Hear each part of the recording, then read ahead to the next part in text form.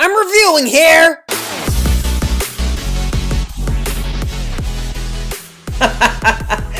Oh my god, I'm such a mess. Hi everybody, welcome to another episode of I'm Reviewing Here! A podcast where I, Matthew Bussey, watch and review Sight and Sound's top greatest movies of all time. Boom, boom! Okay, I finally got it right. That intro. Guys, this is the 5th intro I'm recording. Oh, I just can't get it right. I flatlined, like, this morning when I woke up. That's just how weak and debilitating my body is right now, and my brain, and my mind, and my soul, and my heart, and my toes. Everything is bad. Yeah, it's gonna be a rough episode. Yeah, oh no, I'm good. I feel totally fine. I'm just a little hungover, and it's that weird hangover where, well, all hangovers are weird, but this is the hangover where it kind of feels like you're actually, like, dying. You know, because there's, like, different kinds of hangovers. Like, some hangovers you're just tired, some hangovers you're actually physically sick, and then there's hangovers where you just feel like you're dying. Yeah, that's kind of mine, and which is really bizarre because I didn't really drink a lot last night. I just remember my only memory is just getting the hiccups at night and really panicking, and then hitting the pillow. And I think I dreamt about Lindsay Lohan or something. I don't know, I had a weird dream, I forgot to write it down. My friends, though, okay, yeah, why did I re-record the intro so many times? I don't know, because I'm a mess today, and I'm really excited to talk about today's movie, because it's an iconic American comedy. I highly, cannot encourage you to see this movie enough, and let's just get right to it. Today, I'm going to talk about Duck Soup, Quack. Take a listen. Or it's just called Duck Soup. I'm sorry, that was stupid. Listen.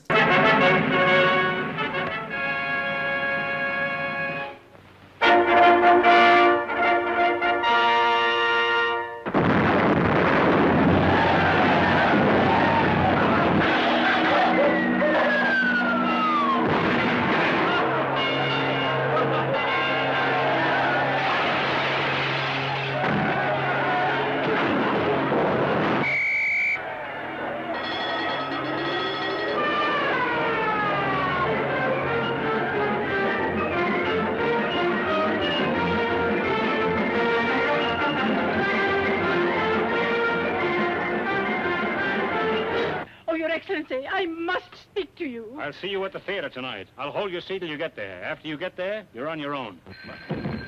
Hello? Hello, yes? No, he's not in yet. All right, well, goodbye. That was for you again. I wonder whatever became of me. I should have been back here a long time ago. They got guns, we got guns, all got children got guns.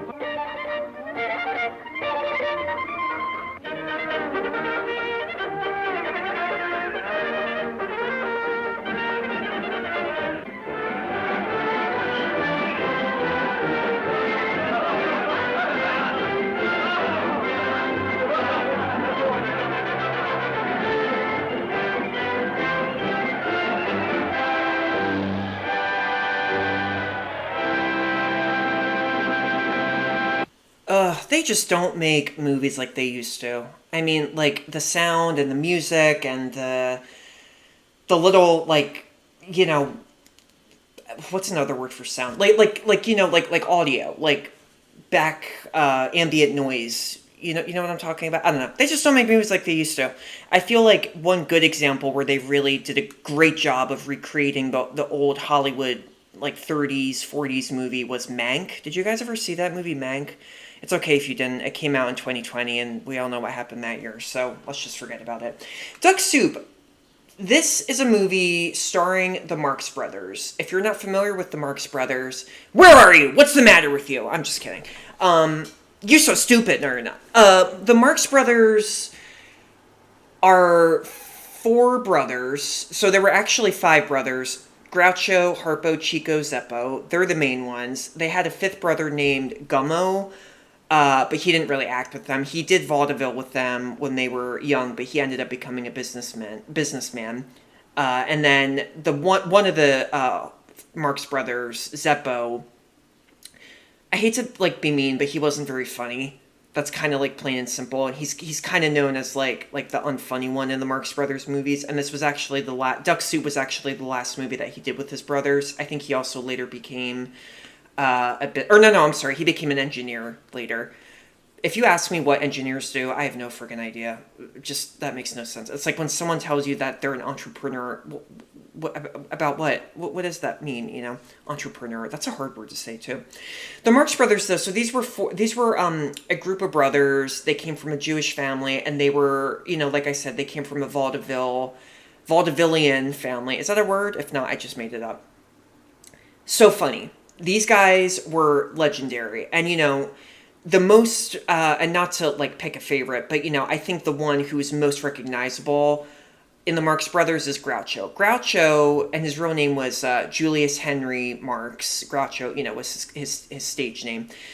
Groucho Marx, rest in peace. I mean, he was a legend, and he's most famous for his look. He always had the big reading glasses and this grease-stained mustache that was, like, really creepy and looked really fake and kind of, like, scary. But, you know, he always had that, and he always had, like, a bald head, but, like, hair on the side. And literally, you can buy Groucho Marx, like, sunglasses. Like, people dress up as Groucho for Halloween. If you type in Groucho Marx, stuff will come up, you know. When I say, I made that weird, I'm sorry, just pictures of him will come up. But the Marx Brothers, I mean, they're legendary. You know, I remember first hearing about them. Holy, what year is it? It's 2023. It must have been like 2004, I think. For my birthday, I got a DVD of AFI's 100 Years, 100 Movies. They used to, I've probably spoken about this before, but they used to do that every year. The American Film Institute, they would like pick a category, a genre, and similar to Sight and Sound, they would pick, you know, the top greatest movies, top greatest thrillers, top greatest romantic movies.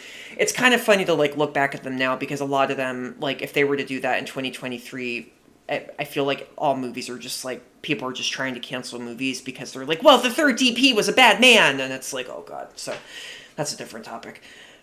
But I first heard about Duck Soup from watching that. And I remember just watching, you know, little clips from it. And I was like, God, this comedy is like really out there. It's very quirky and witty and quick. And I think quick is the best way to describe Marx Brothers humor.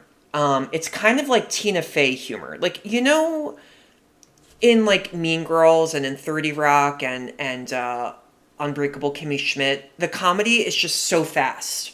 I can't think of any other way to describe it. It's just boom, boom, boom, joke, joke, joke, joke, joke, joke, joke. And it's just like every scene. And the jokes, some of them, they don't make sense. Some of them happen so quickly that you're just like, wait, what? Huh? WTF? Like, that's kind of the best way to describe the Marx Brothers.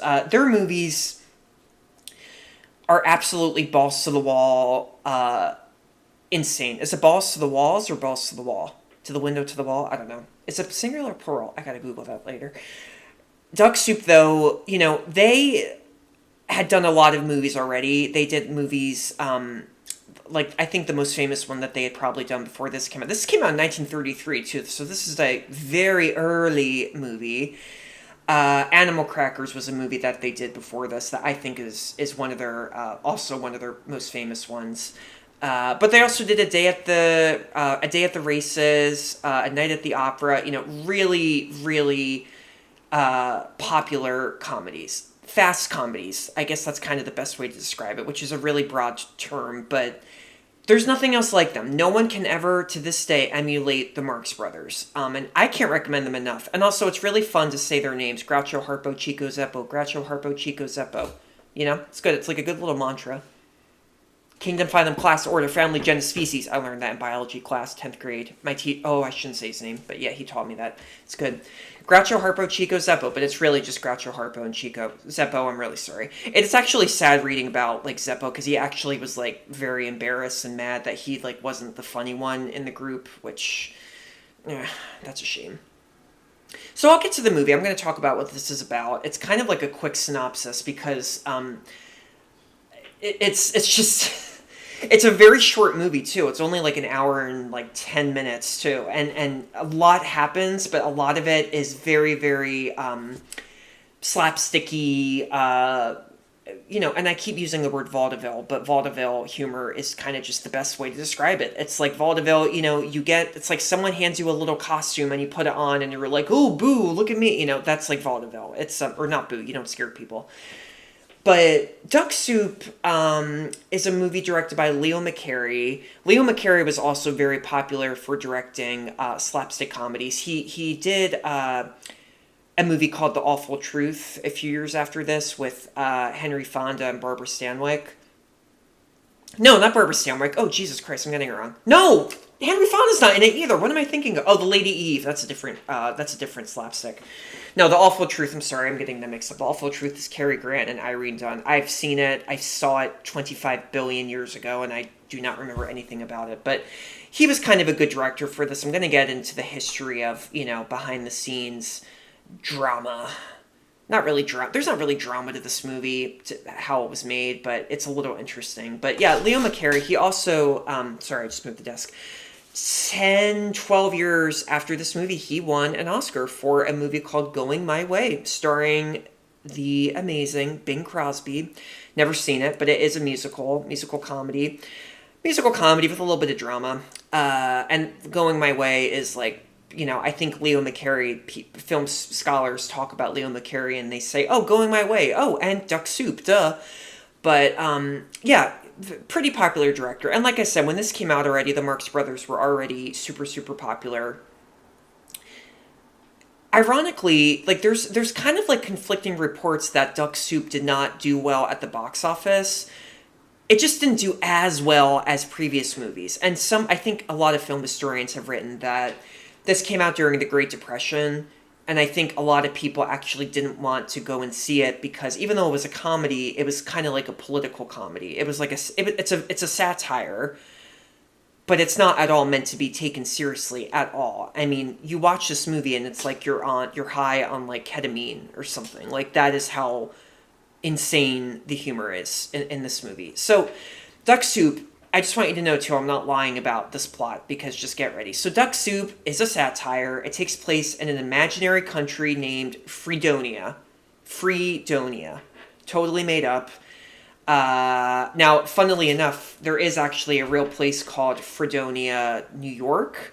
And before this movie came out, people were actually mad that, this movie was going to, like, have, feature their name in it, which I think the Marx Brothers, they had a funny response where they were just like, basically, oh, well, it's not our fault, just go and change your name.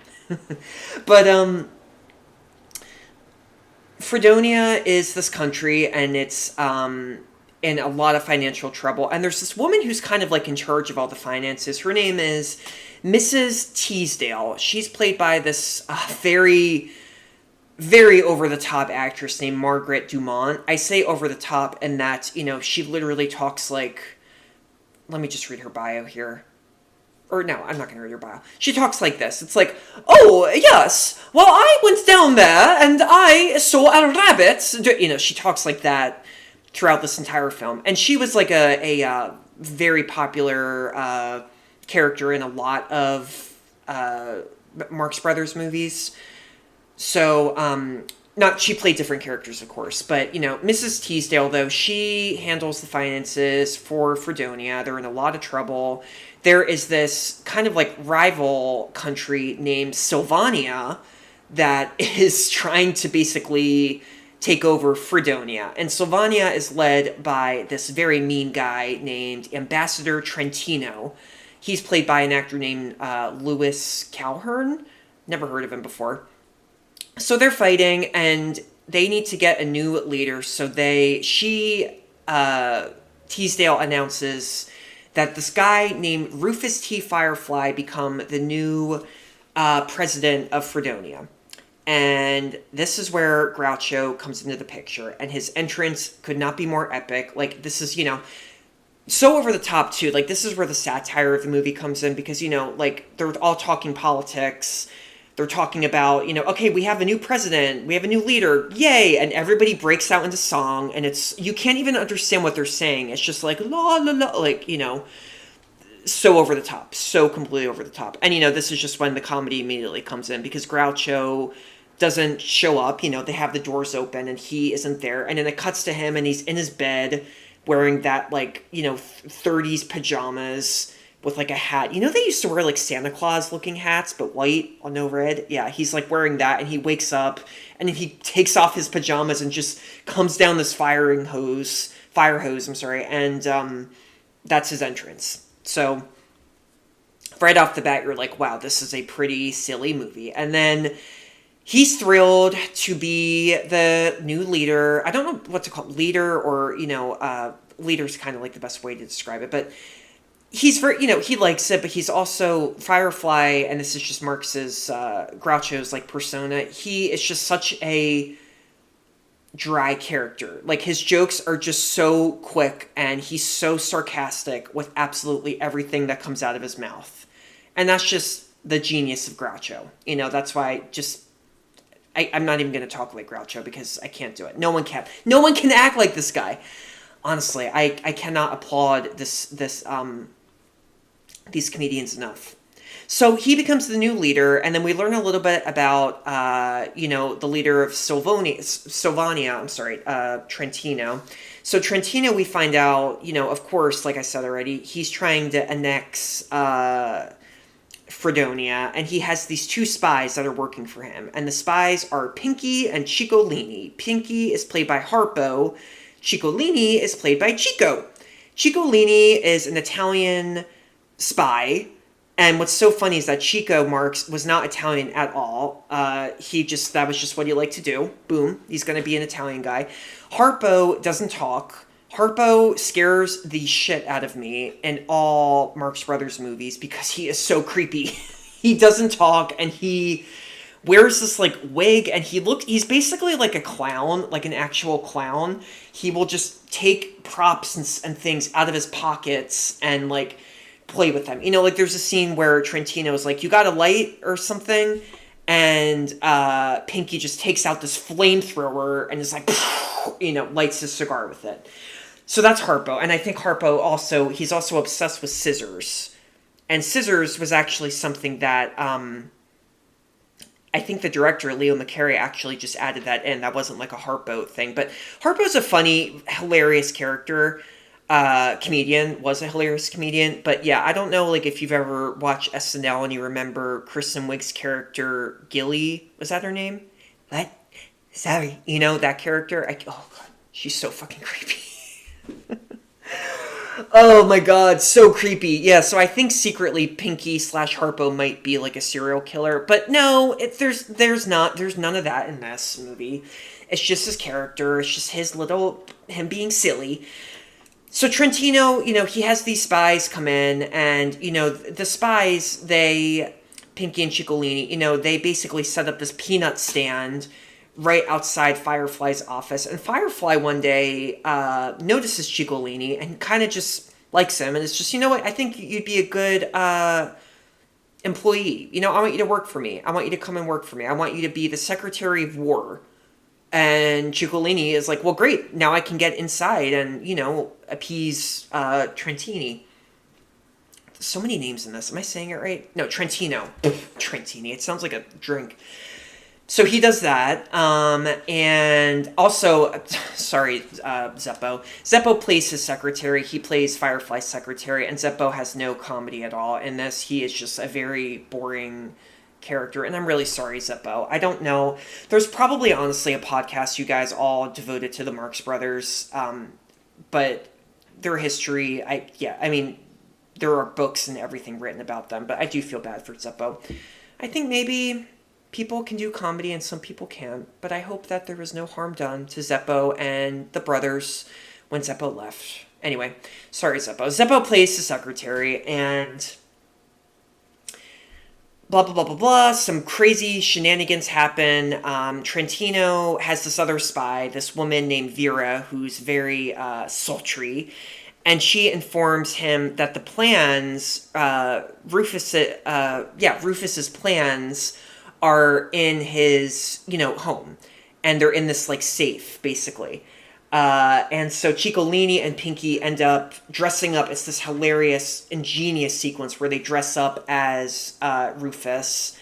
And they go in, and they are just running around trying to get the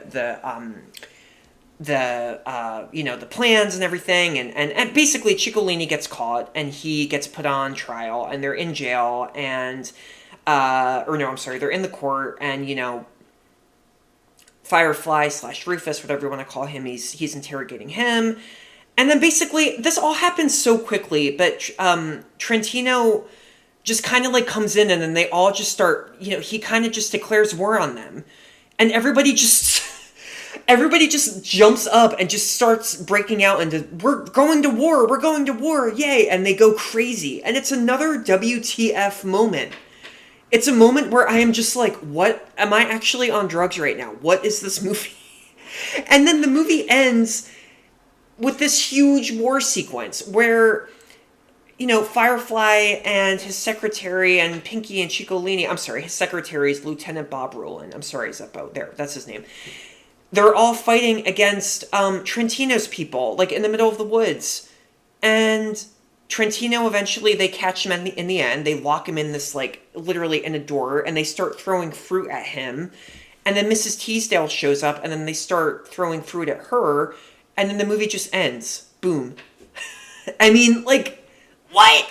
I mean, it's literally, that, my friends, is Marx Brothers for you right there. And the dialogue in this movie, there is, like, the funny thing, too, is that the Marx Brothers, they didn't write this movie. It was written by a whole bunch of screenwriters, Burt Kalmer, Harry Ruby, Arthur Sheikman, who else? Nat Perrin. But yeah, like, they didn't write any of this.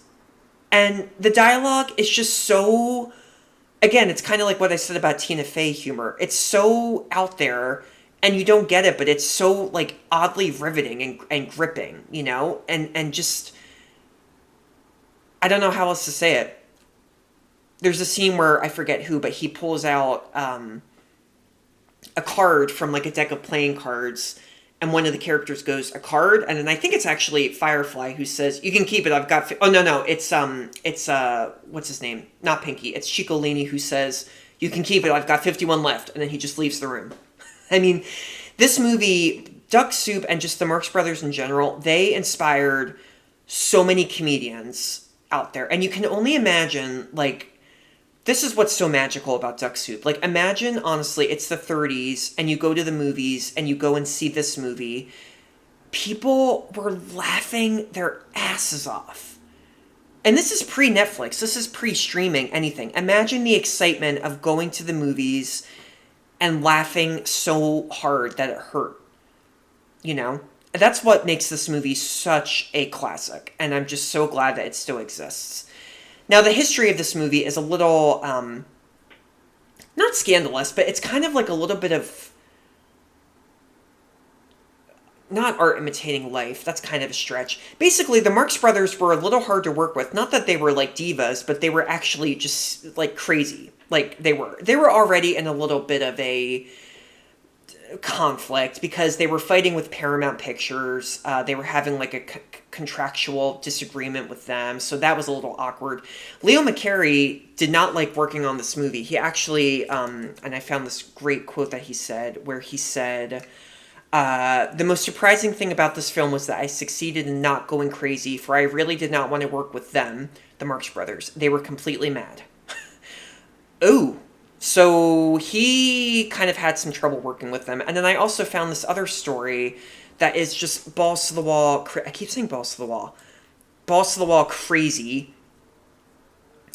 It involved a prank that Chico did on two of the screenwriters, Harry Ruby and Burt Kalmer, where they were just hanging out on set one day, and this extra came up to them and said, quote, I don't know who wrote this stuff, but they ought to be arrested. They should be in a different business.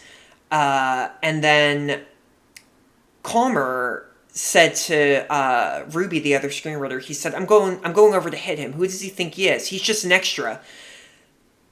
And they were like they got really offended by what that extra said. And it turns out that Chico actually asked the extra to go over and just say that to them as a joke, just for fun. Literally. So the Marx Brothers, I mean, like, it's when you watch them on screen, they were just like that in real life. I mean, Harpo talked, of course, and I really hope Harpo was not, like, killing people or hurting people, but that's just how they were.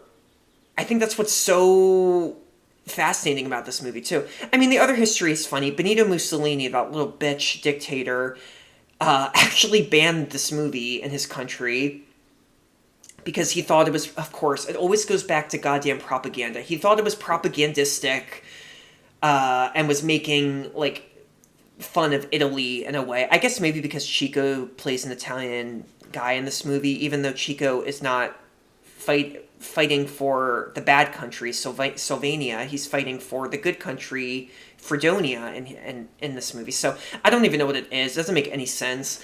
And, you know, this movie, too, it's a satire, but it's also not, like... There's not really a lot of deep meaning behind the politics in this film. There's not. You know, the Marx Brothers were even quoted as saying, like, they'd been asked about, well, the politics, like, were you trying to make a statement or whatever? And they said, quote, what significance? We were just four Jews trying to get a laugh. You know? And that's the thing. I think that's kind of, like, the fascinating thing about Duck Soup, is that it reminds us that, like, you know, we can all get a camera and we can all just be silly. And you know what? We can be as silly as we want and nobody can stop us. And you can laugh if you want to. You can turn it off if you want to. You can, you know, react however you want. But comedy is, like, always going to be here. And I think that's kind of what's so inspiring about Duck Soup, you know, is that it reminds us that there is a comedian in all of us and that we really can go out and make people laugh. And we can go out and be crazy, I think, is the real moral of this movie. Yeah, it's a good way to end this. The moral of this movie, go and be crazy. Do it. Do it. You know? Who's stopping you? Make a movie that is so silly and preposterous. And you know what? People may like it, they may not, but you've done it. I think that is such a brave thing to do. And I just cannot applaud this movie enough. I love this movie. Like I said, Harpo scares the crap out of me. It's so funny, though. It's so out there. It's so over the top. And like I said, they really just don't make movies like Duck Soup anymore. They don't. And when they do, they're either really, really dirty or they're just truly not funny. That's kind of like the sad reality that we're living in right now. So, yeah, I miss it. I miss the good old comedies. And I really wish I could go back for like an hour and a half and just go to a theater and see this movie. And then quickly come back to present day, because this came out during the Great Depression. So, yeah, I would not want to be there for long. Man, where can you watch Duck Soup? Duck Soup, unfortunately, is nowhere to stream for free. You have to rent it, and I highly recommend it, obviously. And I also highly recommend that you watch other Marx Brothers movies, because they are icons. I was going to say iconic characters, but it came out as icons. I meant to say cool, and then I started to say great. Gruel. Yeah, I love this movie. Highly, highly recommend it. Check it out. Guys, this was great. You know what? I'm still hungover, but I feel a little bit better. And I thought this would be shorter, but I can't shut up. So, whatever. I'm almost at 30 minutes. Thank you guys for tuning in. New episodes of I'm Reviewing here are every Monday, Wednesday, and Friday. Don't forget to rate, review, and subscribe. Leave a review if you want to. If you hate me, leave a review. If you love this, leave a review. If you're not sure, leave a review. If I'm giving you heart palpitations or giving bad advice, leave a review. I don't give a shit. Just do what you want, okay? But I just want to, you know, talk to movies with you guys because I love them so much. And, you know, you don't have to listen to my advice, but I really hope that you do. You do. And I think my advice is kind of good, I guess. I hope so. My movie advice is good. I think my personal advice is not good. That's kind of how I've always been. And that's why I am, you know, clinically insane. And it's only getting worse with age. But this has been fun. Keep it, it's a good time, everybody. Keep it real. Be good. Keep it real. All right, I'll show up now.